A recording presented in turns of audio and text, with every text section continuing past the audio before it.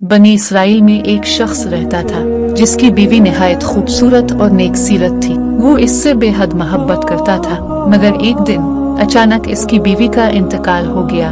ये गम इस शख्स के दिल को तोड़ दिया। वो दिन रात इसकी कब्र के पास बैठकर रोता रहता और अल्लाह से फरियाद करता।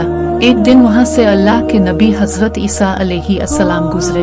उन्होंने इस शख्स को रोते देखा और पूछा, ये बंदे क्यों इतना गमगीन हो? उसने कहा, आ नबी अल्लाह, मेरी बीवी मर गई है, मैं उसके बगैर जिंदा नहीं रह सकता। हजरत ईसा अलैहिस्सलाम ने फरमाया, अगर अल्लाह चाहे तो मैं उसे जिंदा कर दूं। नबी के हुक्म से पहली कब्र खुली, लेकिन वहाँ से एक हबशी गुलाम निकल आया। इस शख्स ने कहा, ये मेरी बीवी नहीं। फिर दूसरी कब्र पर अल्लाह का हुक्म हुआ और एक खूबसूरत औरत बाहर आई, वही इसकी बीवी थी। वो दोनों खुशी खुशी घर की तरफ रवाना हुए।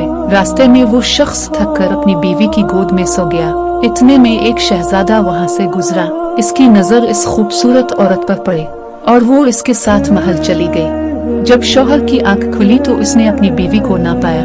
वो कदमों के निशान देखता हुआ महल पहुँच गया, मगर औरत ने इनकार कर दिया और कहा, मैं उसकी बीवी नहीं, मैं शहजादे की बंदी हूँ। इसी वक्त हजरत ईसा अलैहिस्सलाम वहाँ तशरीफ लाए। उन्होंने फरमाया, अगर तो वही औरत है जिसे अल्लाह के हुक्म से जिंदा किया गया था, तो फिर अल्लाह के हुक्म से दोबारा मुर्दा हो जा। और वो औरत जमीन पर गिर गई, इसकी रूह निकल गई। ये वाकया हमें ये सबक देता है कि दुनिया की मोहब्बत आर्जी है, सिर्फ अल्लाह की मोहब्बत हमेशा बाकी रहने वाली है। जो अल्लाह पर भरोसा करे वही कामयाब है, और जो दुनिया के धोखे में पड़ जाए वो खसारे में है।